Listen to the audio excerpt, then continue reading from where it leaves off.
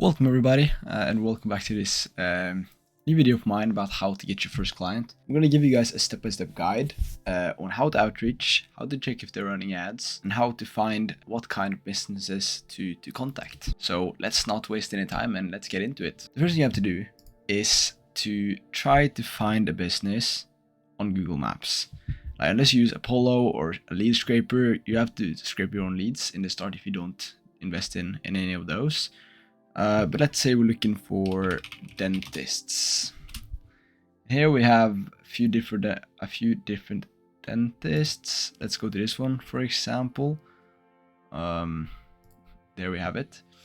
And then I would see that, first of all, I can see I'm on the website. I'll click contact, and usually I will get some kind of contact information. As you see here, phone is right there, so you are able to cold call them, as well as an email as well, which means that you can cold email, even though I do recommend cold calling. If you do cold call, I do have a video that explains how you can cold call businesses and how you can get results doing that, and it's the last video that I posted before this one, so I recommend checking that out. Yeah, it will help you a lot. And the next thing is I would go into the ads library, and I will take in the name of the dental clinic.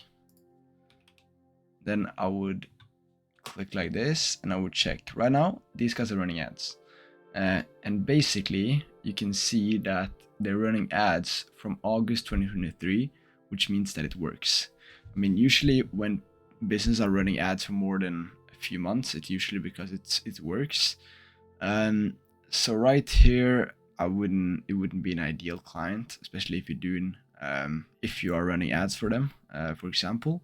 Then I would just go into another one, and I would check with another practice to see what kind of what to say, to be honest. And the next thing you also can do, if you don't do cold calls, is that you can do cold email, which also works, even though I prefer doing it with cold calls. But here's an email that I've used before that actually worked pretty well, and it's this email. Hi, I came across your clinic or store, or whatever the name of the business is, and I hope everything is well at business name, and then you take in the business name.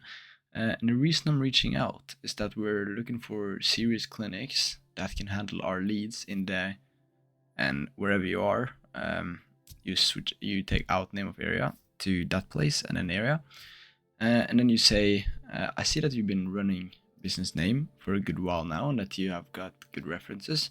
Therefore, I thought you might be a good partner to take on these leads. Now, I don't know if you have the capacity or even the desire to take on more clients, but please let me know if it would be interesting to discuss further. Chat soon. And I think this one is quite good. It's basic, it's straight to the point, it isn't salesy. You're just looking for a serious company that can take on some more leads. And usually they just answer with, yeah, sure, let's set up a call, or let's have a call, or what's this about, and you can get into it. So basically that's kind of the way that you should set it up when doing outreach. And it's been working really good for me when I was in the Smma space. So yeah, just try it out and see how it works for you. I realized now that I literally recorded this whole like cold call script without having this one up, so you could only see me. So then we have to let's do a speed through again. So that's a little unfortunate, but it's what happens.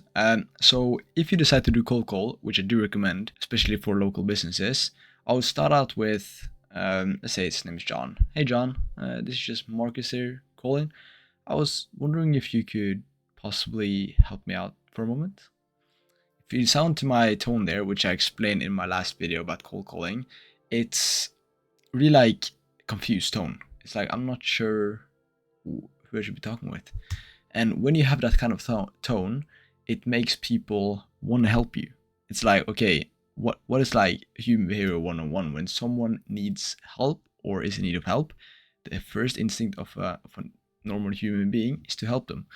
So then we should be like, yeah, what do you need? Then we'll go over to, well, I'm not even sure who I should be talking to, but I'm looking for a company, and then, you know, the industry. Let's say I'm looking for a clinic, or a beauty clinic who wants to take on more customers.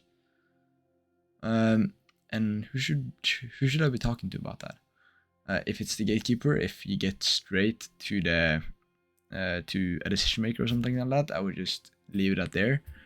If it's the gatekeeper, I would say, should I have you transfer me over? Or after you say who should I be talking to about that, I probably say, it's John.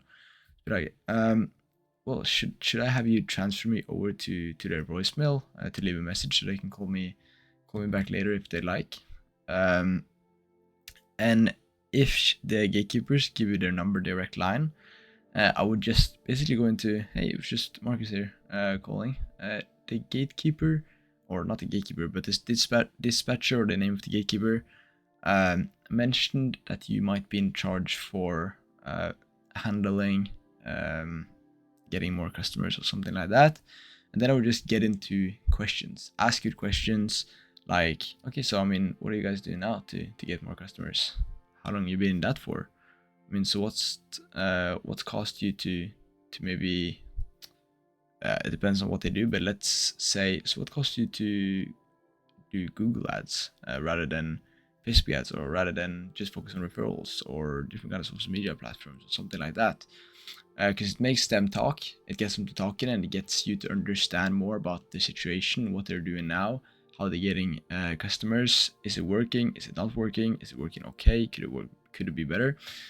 And I would just get into questions like, what is the average customer's worth to you? I mean, how many customers are you getting on average per month? Can you take on more? Do you want to take on more?